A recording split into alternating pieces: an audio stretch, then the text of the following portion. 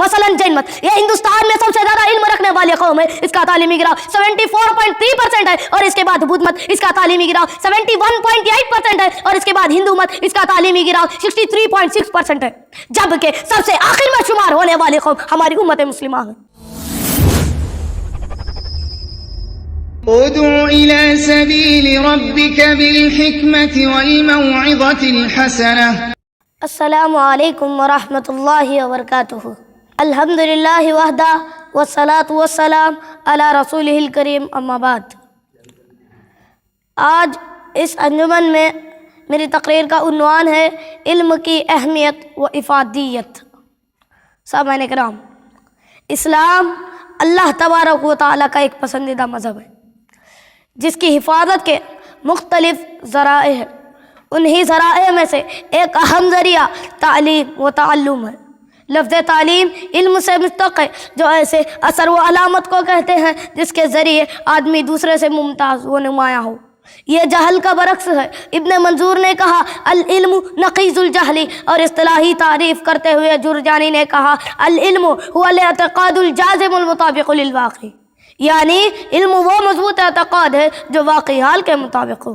سامعین اکرام، تعلیم کسی بھی قوم کی ترقی و عروج کے لیے ریڑھ کی ہڈی کی حیثیت رکھتی ہے۔ یہ بات اظہر من الشمس ہے کہ جو بھی قوم زیور علم سے آراستہ ہو تو وہ قوم کامیابی و کامرانی کے منازل طے کرتی ہے۔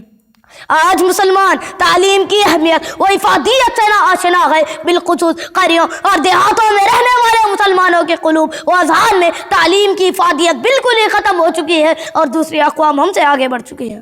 مثلاً جین مت، یہ ہندوستان میں سب سے زیادہ علم رکھنے والی قوم ہے، اس کا تعلیمی گراف 74.3% ہے، اور اس کے بعد بدھ مت، اس کا تعلیمی گراف 71.8% ہے، اور اس کے بعد ہندو مت، اس کا تعلیمی گراف 63.6% ہے، جبکہ سب سے آخر میں شمار ہونے والی قوم ہماری امت مسلمہ ہے۔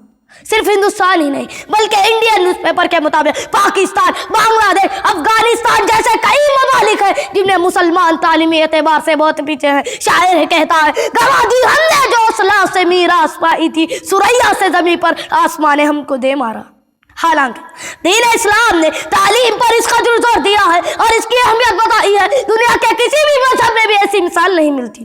اس کے نزول وحی کا آغاز اقرا بسم ربک الذی خلق سے ہوا، اور اللہ تعالیٰ نے اپنے پہلے نبی حضرت آدم علیہ السلام کو نعمت علم سے سرفراز کیے جانے کا تذکرہ کیا۔ فرمایا وعلم آدم الاسماء کلھا، اللہ تعالیٰ نے آدم علیہ السلام کو تمام نام سکھائے۔ اس آیت سے علم کی اہمیت واضح ہوتی ہے کہ اس کی بدولت اللہ تعالیٰ نے آدم علیہ السلام کو ملائکہ پر فوقیت عطا کی، اور علم کی اہمیت کو بیان کرتے ہوئے فرمایا قل هل يستوي الذين يعلمون والذين لا يعلمون، آپ کہہ دیں کیا جاننے والے اور نہ جاننے والے برابر ہو سکتے ہیں؟ اور اسی علم کی اہمیت کو مد نظر رکھتے ہوئے اس کے حصول کو تمام مرد عورت پر لازم قرار دیتے ہوئے نبی کریم صلی اللہ علیہ وسلم کا ارشاد ہے طلب العلم فریضۃ علی کل مسلم، علم دین کا حاصل کرنا ہر مسلمان، مرد عورت مومن چاہے جو بھی ہو، اس کا حاصل کرنا اس پر فرض ہے۔